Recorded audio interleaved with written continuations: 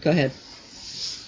Excuse me. So it sounds like what you're saying is each cell has its own identity, its own consciousness, Mm-hmm. and that the combination of all the cells together creates the meta consciousness or a consciousness of Paul or Steve or Kim. Mm-hmm.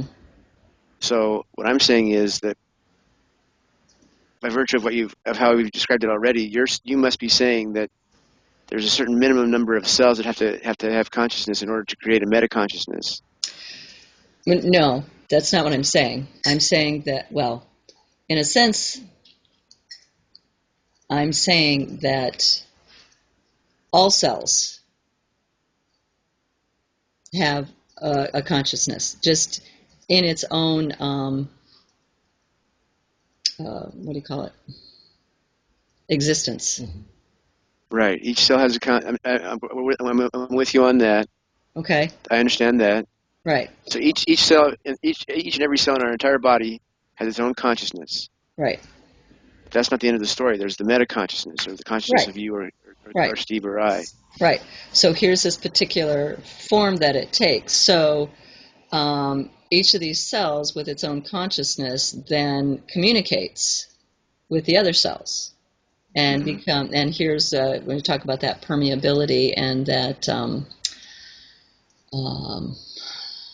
communication, that the coming together, the coalescing, the what do they call it in astronomy? The Accretion. Well, it could be an accretion, but I'm thinking more in the sense of transorganization, maybe. Right. That So then creates a synergy, right. because the information that your cells have are different than the information that my cells have and Steve's cells and everybody else's cells. So that's part of the uniqueness of who we are, but still being informed by, the sort of the universal consciousness that underlies Right. general consciousness, I guess. So what has to happen in order for those individual cells to communicate with each other and create a unitary meta consciousness? Well, this brings me back to my question of when we look at, you can jump in anytime too. Okay. You got anything to say about that? Well, keep going. Well, no, but because I'm going to go in a little bit of a different direction. So if you want to add anything right now, that would be good. Yeah, I actually don't know how they communicate with each other. I mean, that's something I was curious about when I was reading Eric Weiss's book about how different aspects of a personality are in telepathic communication, but I didn't read it carefully enough to see what his model was for what that communication is. So, I mean, I agree that there's probably some coordinated action and communication taking place, but I don't know what the medium is for that communication, or how that's taking place, or if it's even appropriate to think of it happening in a medium. Kind of like how electrons communicate. Yeah, I mean, that could be... that may not be the right concept to think about electrons communicating. It might be a mechanical model for something that may not be mechanically oriented. Interesting. Say more about that. Well, we're saying communicate, we're assuming two separate entities, and there's some transmission of energy or information between them that we're calling communication.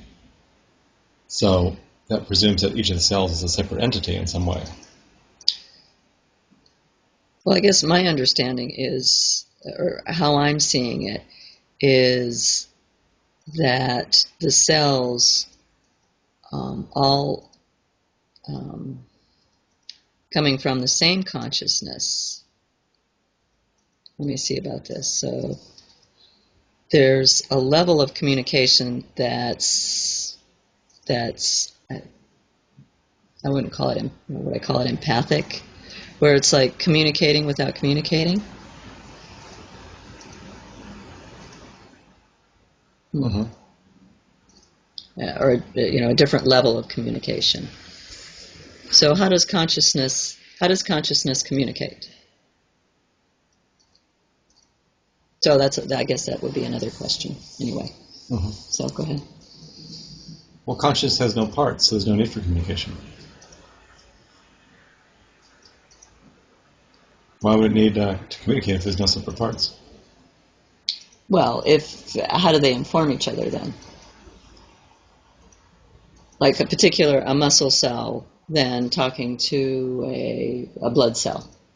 Oh, yeah, that would be an electrical connection or something like that. That would be part of the physical causal realm. It wouldn't be part of the consciousness realm. Well, who says? Why couldn't it be part of that? Well, could be. It just sounds mechanical, like you're saying there's parts that have to communicate with each other through some. I didn't say they have to communicate, but I think there's a level of communication that happens. I would just say it without words. That is just a knowing that happens because they're all from the same place. Mm-hmm. They're all coming, consciously, they're all coming from the same place. So words aren't really quite... yeah. It's hard to describe it with the limitation of language. Mm-hmm. At least the language that I know right now. Well, I guess we have to ask ourselves what question we're answering right at the moment. Right. And I'd like to go back to your original question, which I think was the interesting start of our discussion tonight, which was when does consciousness, what we think of as our consciousness, what I think of as my consciousness, what you think of as your consciousness, when does that actually start or become? Depending on what you believe, it either starts on its own, or it takes residence in some spirit takes residence in the body, soul takes residence in the body, or in the fetus, or in the cells of the fetus. But under any assumption, the question is when does our consciousness, as we know it, start? Right. When we can in identify us as a separate. When does what we think of as our consciousness start? We're assuming that it starts during the 9-month gestation phase, right? At least in this body, in this lifetime. So does it start as soon as the egg is fertilized, or does it start after at some point when you've got enough cells to communicate with each other that they create a separate consciousness by virtue of their intercommunication? Or does it start at some other time when the brain is complex enough, for instance, to create and sustain a human personality? That's an interesting question to me. I don't know if you guys find it interesting. No, I do find it interesting because then that begs the question of when does our identity start with our personality? Or is it before that? Do we have the capacity for self-awareness at what stage? Now self-awareness is another issue. Well, I kind of put that in the same realm of, it's like, okay, how am I defining consciousness? Right. I guess maybe that would be, maybe we need to start there. How are we defining consciousness in the sense of, personal consciousness of who we take ourselves to be given this particular form, or universal consciousness that's, infusing the entire universe. That's, we're talking about the non-organized versus the organized grouping of consciousness. I would say our consciousness is just the awareness that's in our location. So would you say then that that's part of self-awareness too? Self-awareness comes later. Self-awareness is a reflexive move based in time, where one part of you looks back and says, "That's me. That's who I am. That's myself." It's a thought. Self-awareness is just a series of thoughts, actually. Oh, that's an interesting perspective.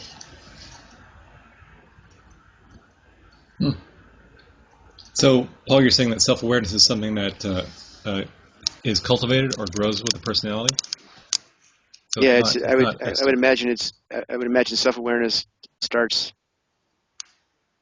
sometime after, well, certainly after childhood is over, after after the personality is formed. I don't Hmm. think you have much self-awareness when you're 1 or 2 or 3 years old, but at 5 or 6, I could see having some self-awareness.